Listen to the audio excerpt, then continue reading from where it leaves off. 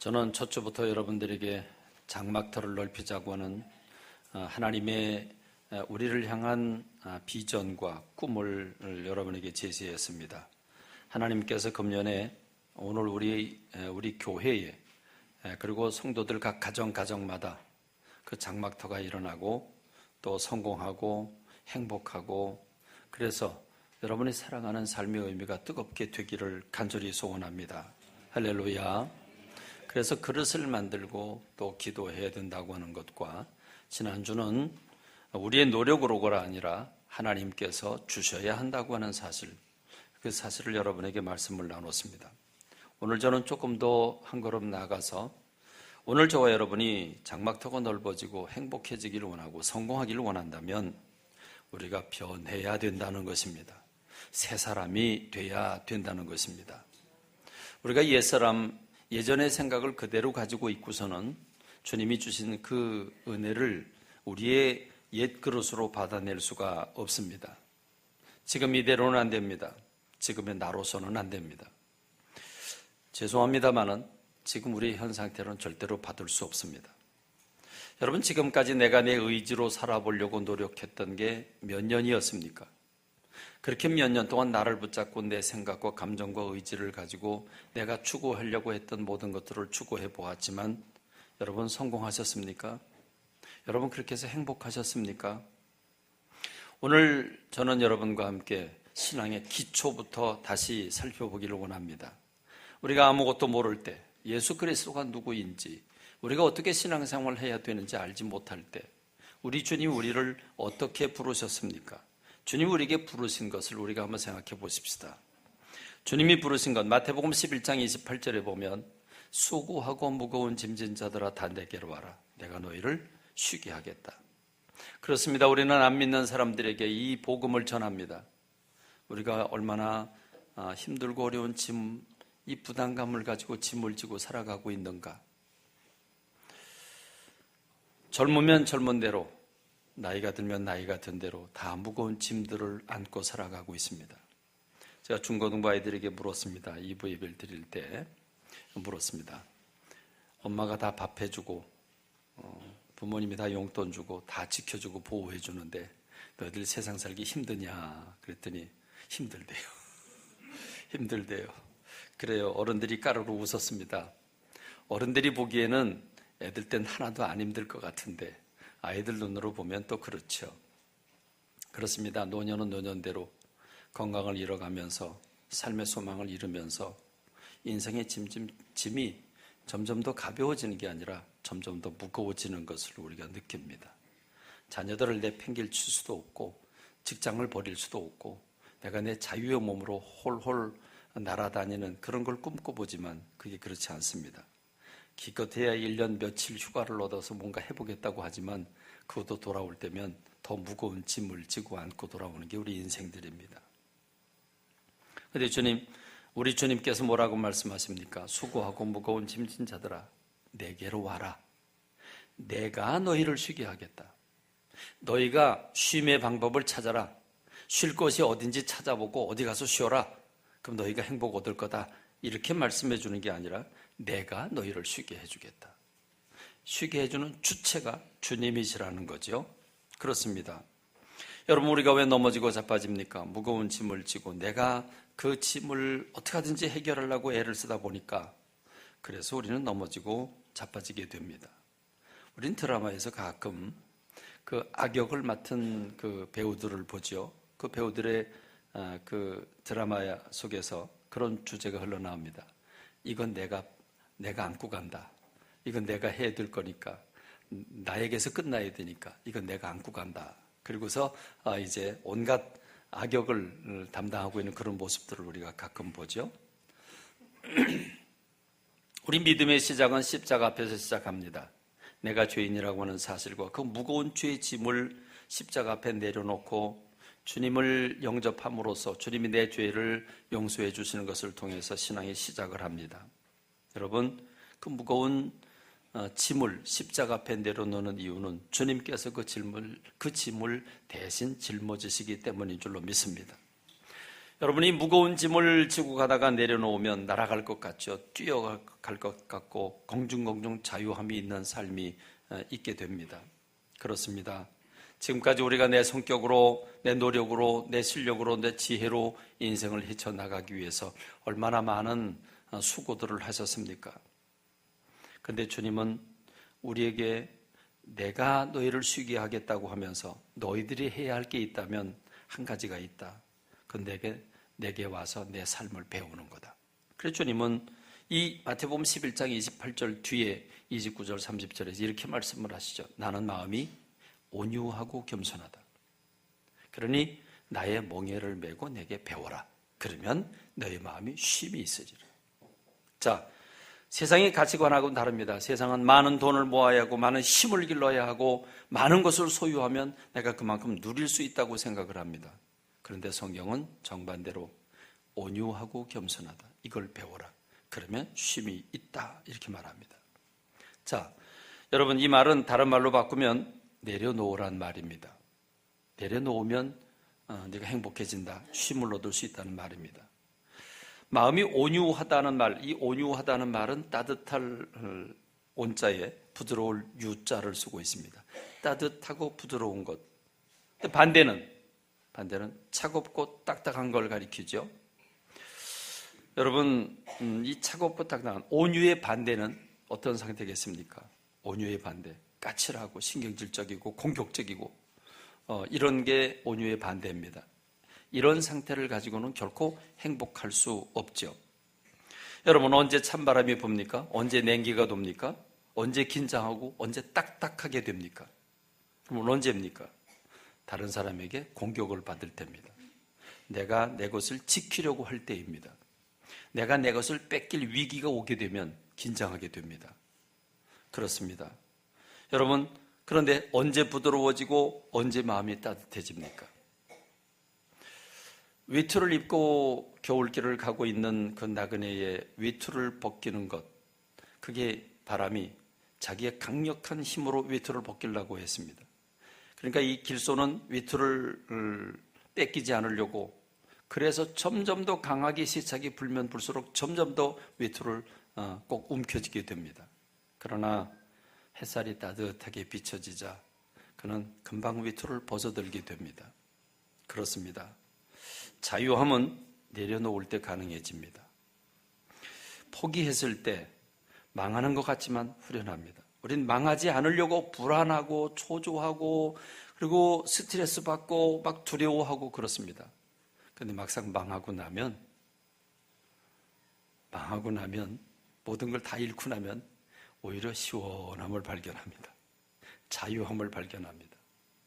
군대에서 좀 경험한 것 중에 한 가지가 매를 맞을 때가 되면 이제 고참들이 너희가 지금 군기가 빠졌다고 계속 얘기를 하죠. 그럼 이제 매 맞을 때가 가까워진 겁니다. 그러다가 오늘 밤에 몇 시에 화장실 뒤로 집합 그러면 이제 막 긴장되고 막 그러죠. 그렇습니다. 매 맞는 건 누가 좋아하겠습니까? 그런데요, 제일 행복한 시간이 언제 줄 압니까? 매를 맞고 그리고 취침을 할 때, 그때는 아주 날아갈 것 같습니다. 매를 맞았는데 왜 날아갈 것 같습니까? 그 눕는 순간 이런 생각이 듭니다. 아, 이제 당분간은 매 안 맞아도 되지. 당분간은 이제 자유로울 거다, 이런 생각을 합니다. 그렇습니다. 매를 맞기 전에 긴장이 오고 두려움이 옵니다. 매를 맞고 나면 오히려 시원해집니다. 그렇습니다. 따뜻함은 싸우려고 할 때가 아니라 용서할 때, 그때 따뜻함이 몰려오게 되는 줄로 믿습니다.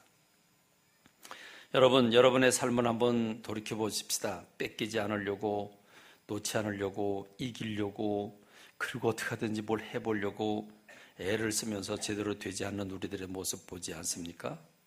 이제 돌이켜보면 이제 지겨울 때도 됐습니다. 그렇죠? 이제 지칠 때도 됐습니다. 이제는 깨달을 때도 됐습니다. 아, 내 힘으로 안 되는구나. 노력해서 다스려서 결심해서 되는 게 아니라고 하는 사실을 우리가 깨달아야 되는 줄로 믿습니다.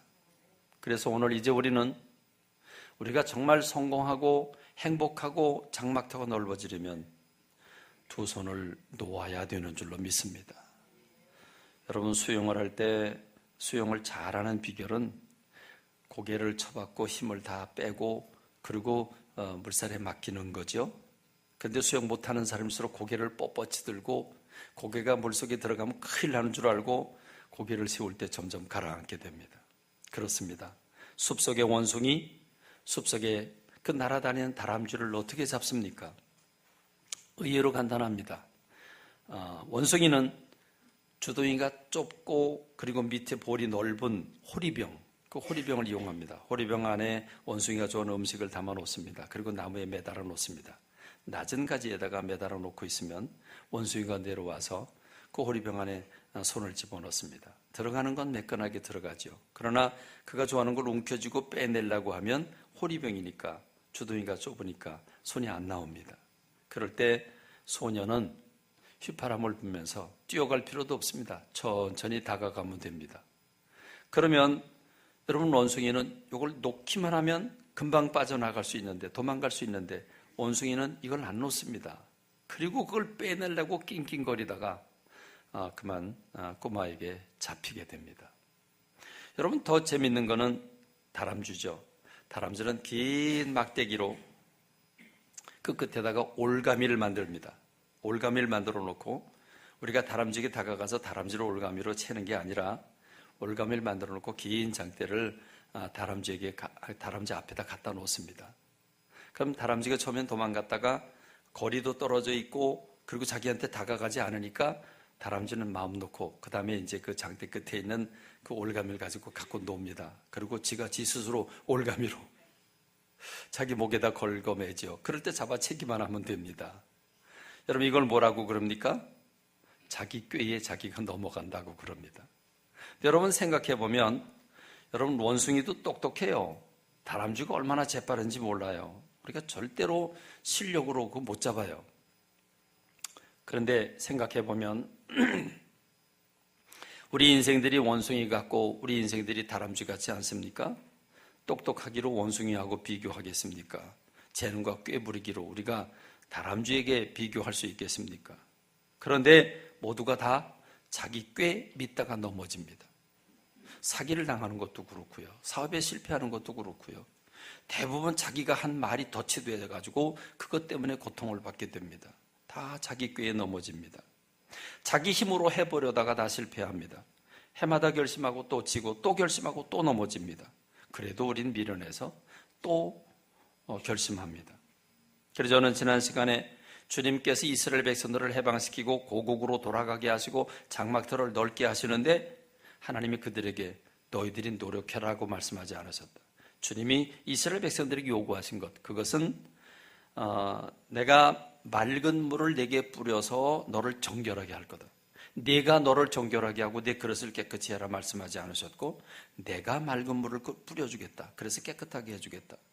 내가 나의 영으로 내 새 영을 너희 속에 두어서 내가 너희들에게 새 마음을 주겠다. 그래서 돌같이 딱딱하게 굳어진 마음을 제거하고 부드러운 마음을 줄 것이라고 말씀하고 있습니다. 여러분, 딱딱해질 때, 긴장할 때, 다른 사람이 나를 공격할 때, 여러분 내가 스트레스 받아서 펄펄 뛸 때 어떻게 하면 그게 가라앉아집니까? 어떻게 하면 평안함을 얻을 수 있습니까? 내가 나를 향해서 수없이 너 그러지 마라, 너 화내지 마라 아무리 다스려봐도 그 마음 자기가 스스로 자기를 다스리는 사람들이 거의 없습니다.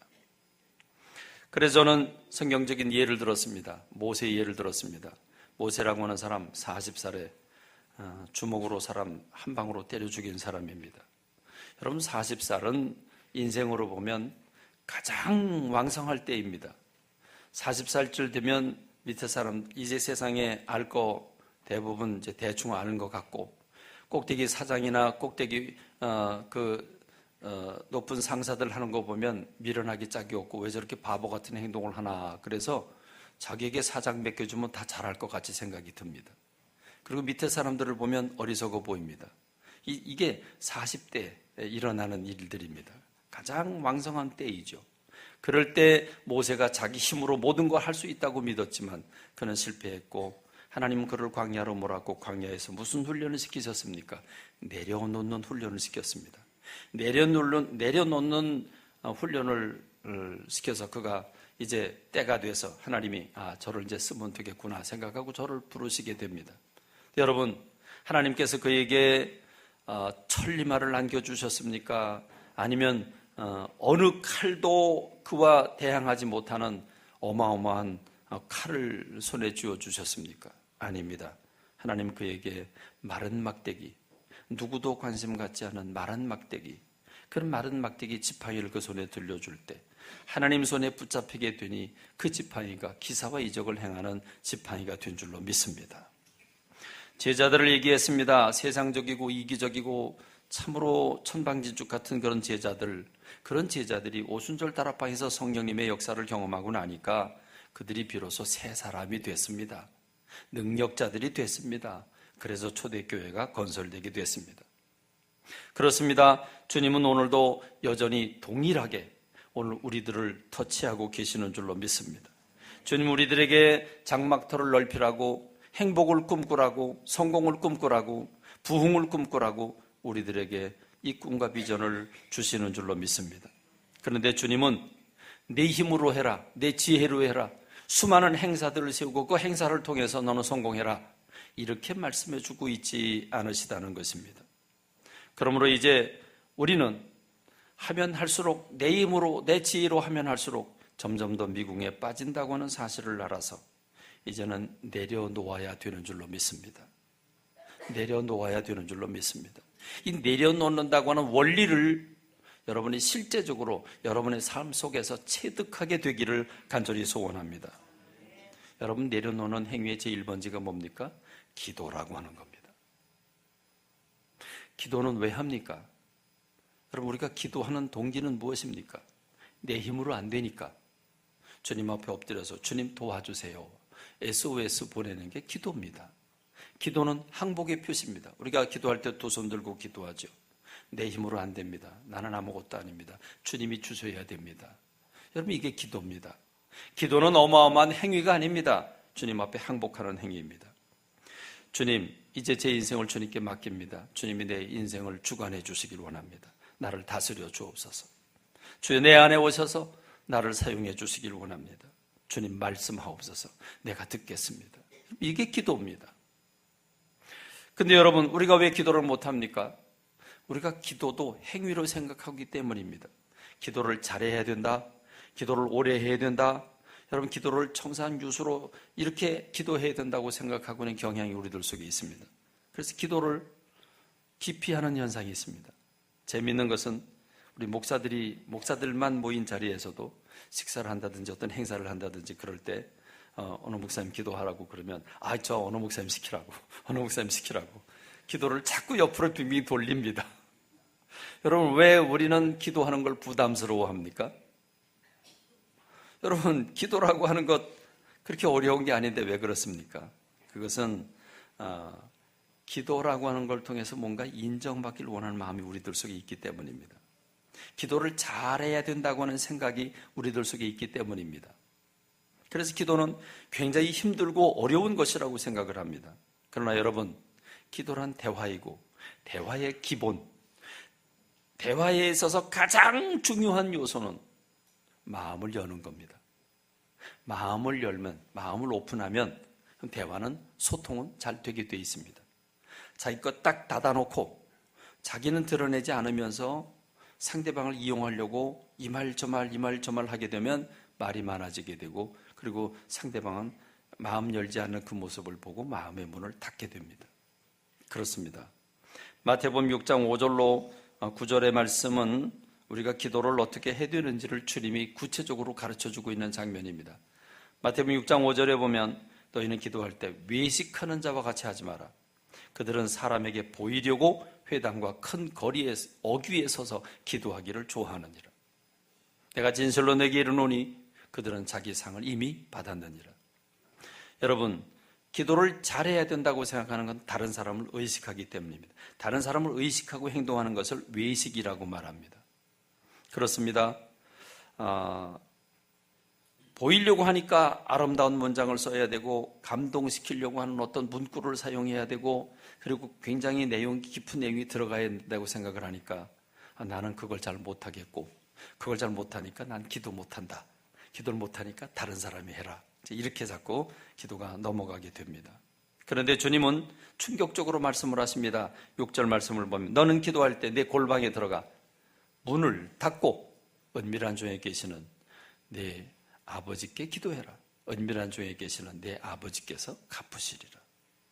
여러분, 유대인들은 길거리 모퉁이에 서서 다른 사람들이 보도록 손을 들고 기도했는데 주님은 정반대로 골방으로 들어가랍니다. 골방으로 들어가라. 골방으로 들어가서 문을 닫고 은밀한 중에 계신 하나님께 기도해라. 여러분, 나 혼자 있어요. 문을 꼭꼭 닫았어요. 거기 신경 쓸 일이 없죠. 말을 잘하려고 애쓸 필요가 없어요.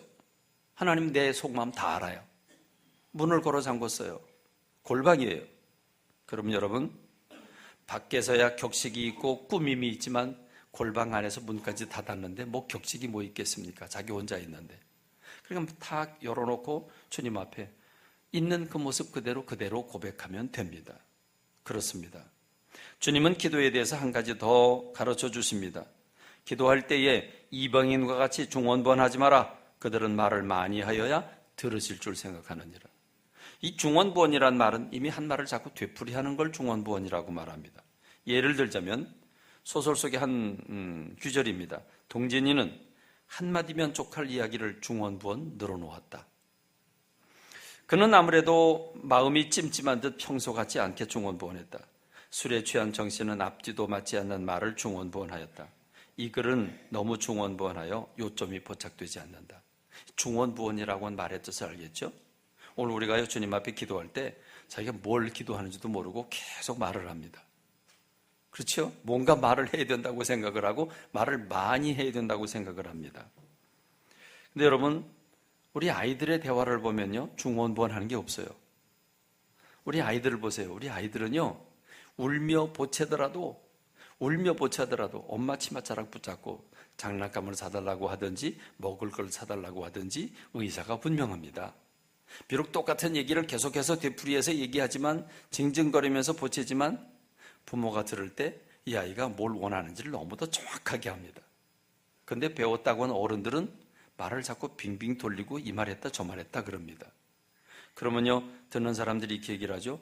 야, 너 나한테 뭘 달라는 거냐? 분명히 얘기를 해라. 뭘 달라고 하는지. 이렇게 되는 겁니다. 여러분, 뭘 달라고 그래야 될까요? 예수님 충격적인 얘기를 들려주십니다. 8절 말씀해 보니까 그러므로 그들을 본받지 마라.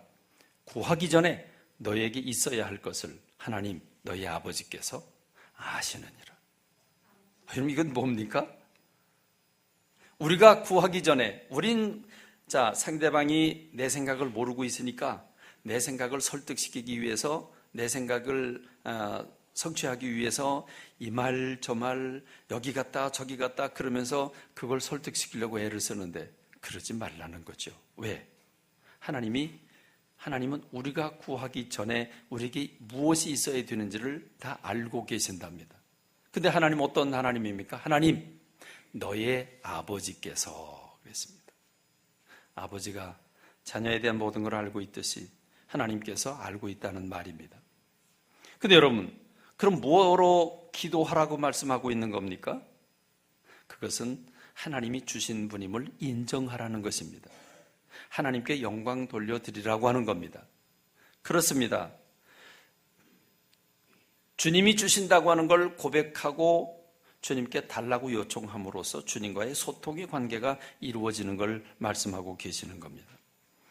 저는 오늘 여러분과 함께 이 내려놓는다고 하는 것과 새 마음을 주신다고 하는 것이 어떤 것인지를 예를 들어 함께 나누겠습니다. 오늘 전 여러분들에게 오늘의 주인공 사울이라고 하는 사람을 소개합니다. 사울이라고 하는 왕, 이 사울이라고 하는 사람, 신약에 나오는 사도 바울이 아니고 구약에 나오는 다윗과 버금가는 사울 왕에 대한 얘기입니다. 이 사울이라고 하는 사람은 우리가 부정적인 이미지를 가지고 있습니다. 사울 그러면 실패자, 사울 그러면 패배자, 이렇게 우리가 부정적인 이미지를 가지고 있는데 그렇지 않습니다. 사울 멋있는 사람입니다. 사울 괜찮은 사람입니다. 사울이라고 하는 사람이 어떻게 왕이 되고 사울이라고 하는 사람이 왜 넘어졌는지 우리가 한번 살펴보아야 합니다. 사울이라고 하는 사람이 등극하게 되는 데는 이스라엘 백성들이 왕을 세워달라고 한 요구 때문이고, 하나님이 이스라엘 백성들 가운데서 누구를 왕으로 세우면 되겠는가 하는데 하나님이 바보 멍청이를 불러서 그 바보 멍청이를 세워놓고 봐라, 왕 세우니까 이렇게 잘못됐지, 그거 가르치려고 사울을 세운 거 아닙니다. 하나님은요, 왕을 세워달라고 한 이스라엘 백성들의 요구에 최상품을 내놓았습니다. 최상품, 더 좋을 수 없는 최상품을 내놓은 것이 사울입니다. 우리는 사울이 못됐다고 생각하고 부족하다고 생각하는데 그렇지 않습니다. 우리가 성경을 한번 보십시다. 사울의 이야기는 이렇게 시작이 됩니다. 사울이 어떤 사람인가는 지금 사무엘상 9장과 10장에서 말씀하고 있는데, 성경은 족보부터 시작을 합니다. 족보는 그가 누구인지를 가장 기본적으로 알 수 있는 객관적인 검토입니다. 우리도 사람 만나면 그 사람이 어떤 사람이 전혀 모를 때 고향이 어디냐, 그리고 출신이 뭐냐, 뭐 이런 거 우리가 묻지 않습니까? 사무엘상 9장 1절에 보니까 베냐민 지파의 기스라 이름하는 유력한 사람이 있으니 그는 아비엘의 아들이요 스롤의 손자요 베고라스의 증손이요 아비야의 현손이며 베냐민 사람이었더라. 비록 지파는 12지파 가운데 막내 지파에 속하지만 지금 이 기스, 이 사울이라고 하는 사람의 아버지를 어떻게 평가하고 있습니까? 그는 유력한 사람이 있으니 그랬습니다. 유력하다. 유력하다는 말은 영향력이 있다는 얘기죠. 힘이 있다는 겁니다. 그 이름이 이미 알려진 사람이라는 겁니다. 그러니까 여러분, 사울이라고 하는 사람을 뽑았는데 사울이라고 하는 사람의 가문 어땠습니까? 영향력 있는 집안, 대단한 집안이라는 거죠. 대단한 집안의 사람이 사울입니다. 자, 2절에 보니까 기스에게 아들이 있으니 그 이름은 사울이요 준수한 소년이라 이스라엘 자손 중에 그보다 더 준수한 자가 없고 키는 그 모든 백성보다 어깨 위만큼 더 컸더라. 그러면 사울이 어떻게 생겼대요? 어떻게 생겼대요? 잘생겼대요. 어느 정도로 잘생겼어요? 더 잘생길 수 없을 만큼 잘생겼대요. 키는요, 신체적인 조건은요, 다른 사람보다 어깨 위가 하나 더 있어요. 그래서 이 부분을 공동번역 성경은 이렇게 번역을 했어요. 그에게 사울이라는 아들이 있었다. 이스라엘 사람 가운데 그만큼 잘생긴 사람이 없을 만큼 깨끗하게 잘생긴 아들이었다. 누구든지 그의 옆에 서면 어깨 아래에 닿았다 그랬습니다. 그리고 여러분, 가문도 괜찮은 가문인데다가 그는 어떤 사람이 잘생긴 데다가 신체적인 조건도 대단했어요. 대단했어요. 그러니까 대단한 사람이죠. 네. 자, 그런데 그러면 그 등치도 대단하고 인물도 출중했는데 그의 성품은 어땠을까요? 이제 성품 조사에 들어가 봅시다.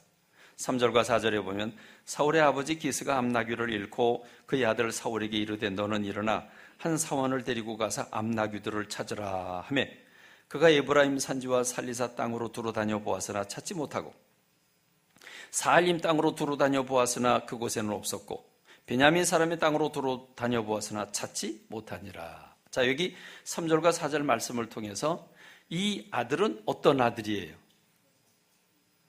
착한 아들이에요. 아주 착한 아들이에요. 그렇죠? 여러분, 암나귀를 잃어버렸어요. 암나귀를 잃어버려서 좀 찾아와라 그러면 아들이 이럴 수 있어요? 아버지, 그건 종에게 시키라고, 저 사환에게 시키라고, 그런 것까지 나한테 시키냐고 이럴 수 있잖아요. 그리고 또 갔어요. 갔으면 어떻게 가요? 대충 둘러보고 없어요. 그럴 수도 있어요. 그렇죠? 근데 지금 사울은 어떻게 찾고 있어요? 순종했고 그리고 성실하게 그리고 진심으로 찾고 있습니다. 그렇죠? 한 군데가 아니에요. 몇 군데를 돌아다니면서. 그러니까 이 아들은요, 성실하고 착한 아들이에요. 효자 같은 아들이에요. 효자. 자, 그 다음에 5절 말씀 보니까 그들이 숲 땅에 이른 때에 사울이 함께 가던 사환에게 이르되 돌아가자. 내 아버지께서 암나귀 생각은 고사하고 우리를 위하여 걱정하실까 두려워하노라. 자, 이 아들은 어떤 아들이에요? 이 아들은 어떤 아들이에요? 효자예요. 효자. 아버지를 생각해요. 자식들이 이만큼만 생각해주면 얼마나 좋겠어요. 그렇죠? 자식들이 이만큼만. 우리가 자녀들에게 야 이것 좀 하자 저것 좀 하자 그러면 이 핑계 저 핑계 되죠? 그래도 며칠 전에 얘기를 해야지 갑자기 얘기하면 어떻게 되냐고 이럽니다. 그렇죠? 우리 자녀들이 다 그래요. 근데 여러분 지금 이 사울은 아버지 걱정을 하고 있어요. 우리가 찾다가 못 찾고 계속 돌아다니니까 아버지가 암낙인 고사하고 우리 걱정하겠다. 돌아가자. 여러분 이 사울이라고 하는 사람은요 세밀하고 정의 있고 배려할 줄 아는 사람이에요. 배려할 줄 아는 아버지의 마음을 헤아리는 그런 사람이었어요. 괜찮은 사람이에요. 그리고요 6절 말씀 보니까 이제 종이 이렇게 대답을 합니다. 종이 이 성읍에 하나님의 사람이 있는데 이 하나님의 사람은 사무엘을 가리키는 거죠. 사무엘 선지자를 가리키는 겁니다. 하나님의 사람이 있는데 존경을 받는 사람입니다. 그가 말한 것은 반드시 다 응하나니 그리로 가사이다. 가십시다. 그가 혹 우리에게 갈 길을 가르쳐 줄까 하나이다. 그랬습니다. 하나님의 종 선지자에게 가면 하나님과 소통하는 분이기 때문에 우리가 암나기를 찾기 위해서 어떻게 해야 될지 가르쳐 줄 거다. 종이 그런 정보를 제공한 겁니다. 자, 그랬더니 사울이 어떻게 반응을 했을까요? 9장 7절에 보면 사울이 그 사환에게 이르되 우리가 가면 그 사람에게 무엇을 드리겠느냐? 우리 주머니에 먹을 게 다 떨어졌는데 주님께 드릴 예물이 있냐? 뭐 좀 남은 게 있냐? 이렇게 물어봅니다. 여러분, 아니 선지자한테 가자는데 왜 예물을 갑자기 찾습니까? 선지자에게 가자는데 왜 예물을 찾아요? 그는 신앙적으로 기본이 갖춰진 사람이에요. 영적인 사람이었어요. 무슨 말입니까? 선지자에게 간다고 하는 것은 하나님께 간다는 것이고 하나님께 갈 때는 빈손으로 가는 게 아니다. 내 중심으로 하나님 앞에 예물을 준비해야 된다. 근데 지금 예물이 없지 않느냐? 뭐 좀 가진 거 있는 게 있냐? 그래서 하나님 앞에 드릴 줄 아는 신앙의 기본이 갖춰준 사람입니다. 그러니까 여러분 나아만과 같이 엘리사에게 가자고 그럴 때 온갖 욕지거리하고 막 이런 게 아닙니다. 아주 겸손하게. 그래서 사울이라고 하는 사람 사무엘을 만나게 됩니다. 그래서 이제 사무엘을 찾아갑니다. 근데 하나님은 그 전날 사무엘에게 내일 사울이라고 하는 사람이 너에게 찾아올 텐데 너는 그에게 기름을 부어서 이스라엘 왕으로 삼아라 라고 지시가 떨어집니다. 자, 그래서 만나는데 만나면서 선지자 사무엘이 사울에게 이렇게 얘기를 합니다. 9장 20절에 사흘 전에 일은 네 암나귀들을 염려하지 마라. 찾았느니라. 온 이스라엘이 사모하는 자가 누구냐? 너와 네 아버지의 온 집이 아니겠느냐. 자, 여러분 지금 사울이 깜짝 놀라서 이렇게 얘기를 합니다. 깜짝 놀라서 아니 온 이스라엘이 사모하는 자가 누구냐? 너와 네 아버지 온 집이 아니냐. 그래서 이렇게 대답을 합니다. 나는 이스라엘 지파의 가장 작은 지파 베냐민 사람이 아닙니까? 또 나의 가족은 베냐민 지파 모든 가족 중에 가장 미약하지 아니하나이까? 당신이 어찌하여 내게 이같이 말씀하십니까? 자, 우리가 사무엘상 9장 1절 말씀 읽을 때 이 기스라고 하는 사울의 아버지는 유력한 자라고 그랬습니다. 영향력 있는 자라고 그랬습니다. 그건 다른 사람이 평가한 거죠. 그런데 여러분 정작 그 아들이 자기의 집안은 어떻게 평가하고 있습니까? 자기를 부인하는 사람. 그래서 아버지의 영향력을 믿고 괜히 거만하고 거드럭거리는 사람이 아니라 이 사울은 어떤 사람입니까? 겸손한 사람입니다. 자기를 부인하는 사람입니다. 맞죠? 그렇죠? 자기를 부인하는 사람입니다. 겸손한 사람입니다. 여러분, 사울이라고 하는 사람을 우리가 보면서 우리가 지금까지 가지고 있던 이미지가 아닙니다. 사울 괜찮은 사람입니다. 인물도 대단한 사람이고 출중한 사람이고 그에게 인격과 교양, 아버지를 생각하는 다른 사람을 생각하는 배려함이 있고 그리고 자기를 부인하는 겸손과 자기 부인이 있습니다. 이만하면 되지 않았습니까? 이만한 사람이 어디 있겠습니까? 성경에 보면 이만큼 만족할 만한 사람 찾기가 쉽지 않습니다. 이렇게 해서 아버지의 심부름 암나귀를 찾기 위해서 헤매고 다니던 이 사울이라고 하는 사람은 사무엘 선지를 만나서 이스라엘 왕으로 기름 부음을 받게 됩니다.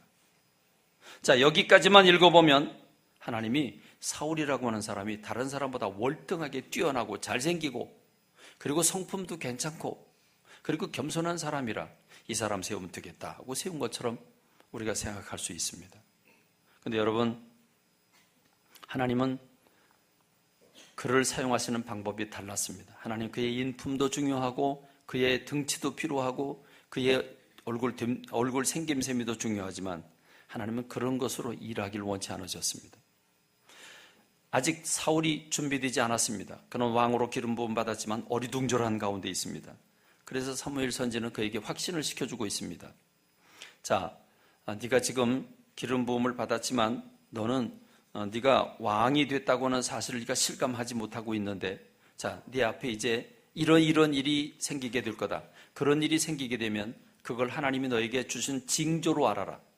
징조로 알고 흔들리지 말고 왕의 역할을 해줘라. 이렇게 부탁을 합니다. 그래서 세 가지 징조를 얘기하죠. 첫 번째 징조는 사무엘상 10장 2절에 내가 오늘 나를 떠나서 가다가 비냐민 경계 셀사에 있는 라헬의 묘실 곁에서 두 사람을 만나게 될 거다. 아직 안 만났어요. 앞으로 만나게 되면 내 말을 믿어라 이 말이죠.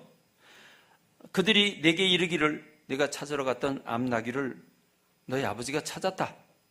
근데 아버지가 나귀 때문이 아니라 이제 너희들 때문에 걱정하고 있다. 이 얘기를 들려줄 거다. 그럼 놀라지 말고 하나님이 너에게 기름 부어주셨다는 사실을 네가 믿어야 된다. 두 번째 징조는 3절과 4절입니다. 내가 거기서 더 나가서 다볼 상수리 나무에 이르면 거기서 하나님께 예배하려고 베델로 올라가는 세 사람을 만나게 될 텐데 첫 번째 사람은 염소 새끼 3마리를 가지고 있다. 두 번째 사람은 떡 3덩이를 가졌다. 세 번째 사람은 포도주 한 가죽 부대를 가졌다. 그런데 그들이 내게 문안하고 떡 2덩이를 주겠고 넌 그걸 받을 거다. 그러니까 이런 일을 만나게 되면 하나님 너에게 기름 부으셨다고 한 사실을 네가 흔들리지 말고 받아들여라. 이 말입니다. 자, 이 징조는 일러둔 대로 그대로 일어나죠. 이렇게 해서 아주 평범하면서 모범생이고 그리고 잘생기고 멋진 이 사울이라고 하는 겸손의 미덕까지 갖춘 사울이라고 하는 사람은 왕으로 세움을 받습니다. 그러나 기름 부음을 받아 인치심을 받았다고 그래서 그 인품이 좋고 잘생겼다고 그래서 하나님 만족하면서 그래 이제 너 가서 왕 노릇해라 그러지 않으셨다는 것입니다. 하나님은 어떻게 사울이라고 하는 사람을 왕이 되게 하셨습니까? 왕의 역할을 무엇으로 하게 하셨습니까? 오늘 하나님은 세 번째 징조를 그에게 줍니다. 이 징조는 우리에게 대단히 중요한 징조입니다. 자, 내가 세 번째, 그 후에 내가 하나님의 산에 이르게 되겠는데 그곳에는 블레셋 사람들의 영문이 있느니라. 내가 그리로 가서 그 성읍들을 들어갈 때 선지자의 무리가 산당에서부터 비파와 소고와 저와 수금을 앞세우고 예언하며 내려오는 것을 만나게 될 텐데 그 순간 그때 네게는 여호와의 영이 크게 임하게 되고 너도 그들과 함께 예언을 하고 변하여 새 사람이 되리라. 그럽니다. 여러분, 이것입니다. 하나님께서 평범한 사람 사울, 그러나 성격과 인물 됨됨이가 대단한 사람 사울, 그런 사울이라고 하는 사람을 어떻게 왕으로 일하기를, 무엇을 가지고 왕 노릇을 하고 무엇을 가지고 리더의 역할을 하게 하십니까?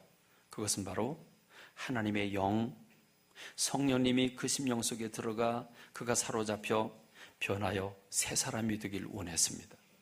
지금도 멋있는 사람인데, 지금도 괜찮은 사람인데 그걸 가지고 정치를 해도 될 것 같은데 하나님 그거 가지고 안 된다. 그거 가지고 될 게 아니다. 하나님의 영, 성령님께서 내게 들어가 성령님이 너를 사로잡을 때 너는 변하여 새 사람이 될 거고 그때 네가 왕다운 왕이 될 것이다. 할렐루야. 그렇습니다. 이것은 사울에게만이 아니라 오늘 저와 여러분들에게도 절대적으로 필요한 필수 요건인 줄로 믿습니다. 지금까지 우리는 내 방법, 내 지혜를 가지고 내 방법대로 살다가 실패를 경험해 왔습니다. 반복해 왔습니다. 그러나 우리가 성령님의 인도를 받을 때 우리의 삶이 형통하게 되는 줄로 믿습니다. 성령님께 사로잡힘 받을 때 우리의 근심, 걱정과 세상의 어려움들을 이기게 되는 줄로 믿습니다. 내 혈기를 누가 다스릴 수 있습니까? 성령님께서 나를 다스릴 때 혈기가 없어지고 평안한 마음이 찾아오는 것, 그건 바로 하나님의 능력입니다. 그렇습니다. 오늘 우리에게 이게 필요합니다. 그래서 이 성령님의 인도를 받기 전까지는 아무것도 할 수 없고 해서도 안 됩니다. 그래서 사무엘 선지는 한 가지를 더 덧붙여 줍니다. 사무엘상 10장 7절로 8절. 이 징조가 내게 임하거든 너는 기회를 따라 행하라. 하나님이 너와 함께 하시느니라. 그럽니다. 기회를 따라 행하라.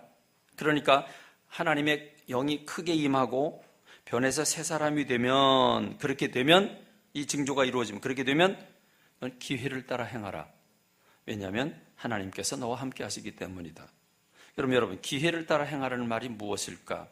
세번역 성경에 보니까 이런 일들이 그대에게 나타나거든 하나님이 함께 계시는 증거이니 하나님이 인도하시는 대로 따라 하십시오. 그랬습니다. 이 말이 맞죠? 무슨 말인지 아시죠? 기회를 따라 하라는 말은 네가 기회를 보고서 그걸 활용하라는 말이 아니라 하나님의 영 성령님께서 내 속에 들어가면 주님이 너와 함께 하시는 거다. 그럼 내 삶을 이끌어 줄 거다. 그러니까 성령님이 인도하는 대로 마음 놓고 일해라. 이 뜻입니다. 오늘 저와 여러분들이 세상을 어떻게 살아가야 합니까? 오늘 우리는 장막터를 넓히기를 원하고 성공하기를 원하고 오늘 우리가 모두 행복하기를 원합니다. 그런데 행복의 비결을 우리의 지혜와 우리의 능력에 의존하지 말고 성령님의, 하나님의 큰 영, 성령님의 인도를 받고 성령님께 사로잡혀 변화의 새 사람이 됨으로써 하나님이 우리의 걸음을 인도하시고 그래서 우리가 평강의 평강을, 그 부흥을 맛보라는 것입니다. 할렐루야.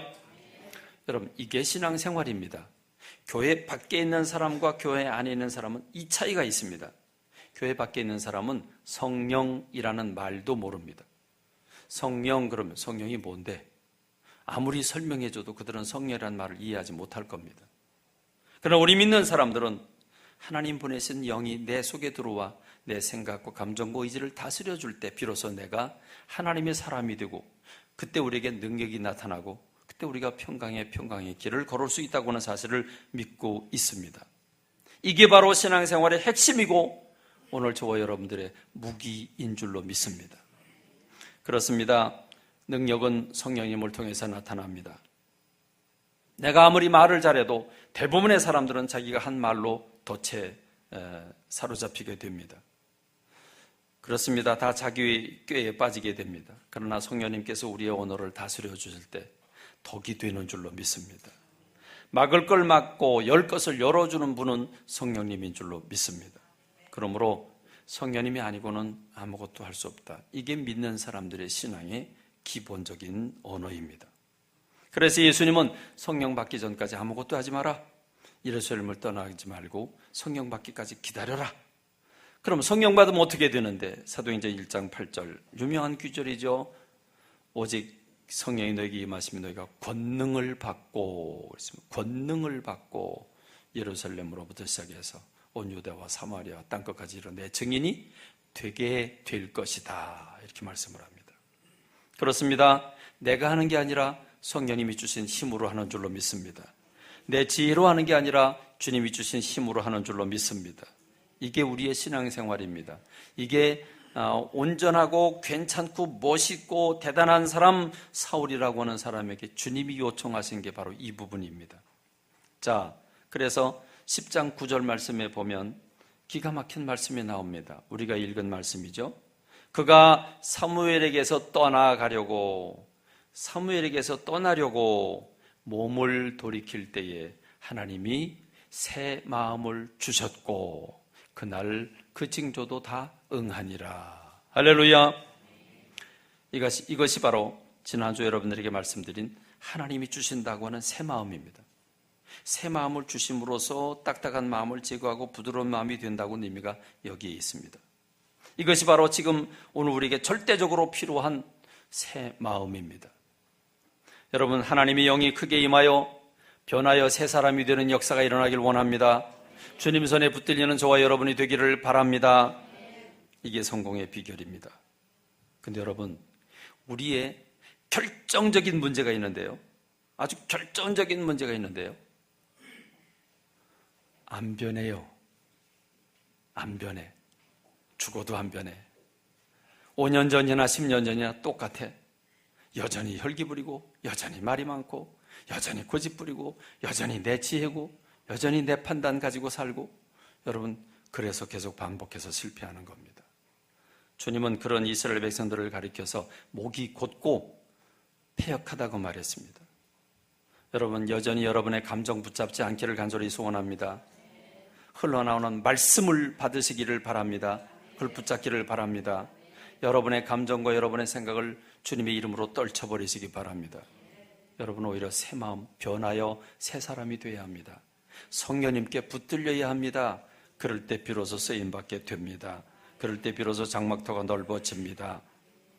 여러분, 우리가 왜 사울이라고 하는 사람에 대해서 이미지를 좋지 않게 가지고 있죠? 그는 실패자이기 때문에 그렇습니다. 그런데 그는 처음부터 실패자가 아니었습니다. 처음엔 멋있는 사람이었습니다. 대단한 사람이었습니다. 그만한 사람이 없었습니다.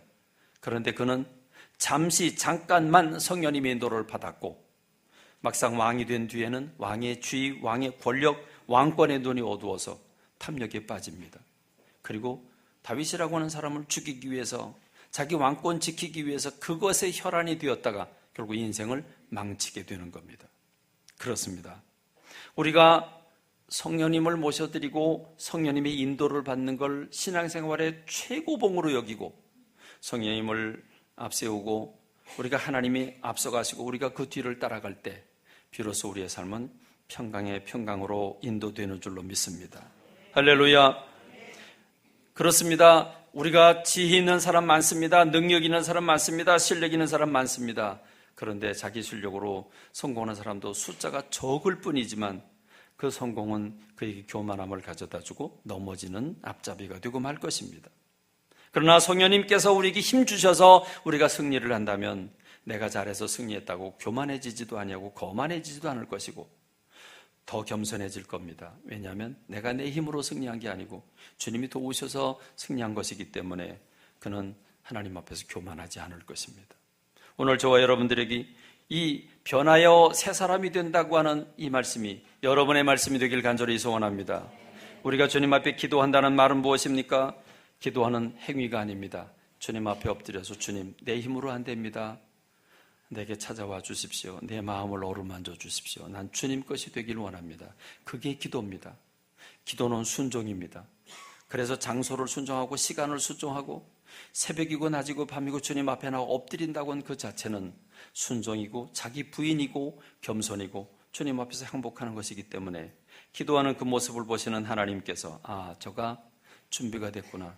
내가 내 영을 저에게 베풀어 줘야 되겠구나. 여러분, 청산유수의 긴 기도를 사모하지 말고 자기를 부인하며 주님 앞에 엎드리는 항복의 기도를 드리는 제가 되고 여러분들이 되시기를 주님의 이름으로 축원합니다.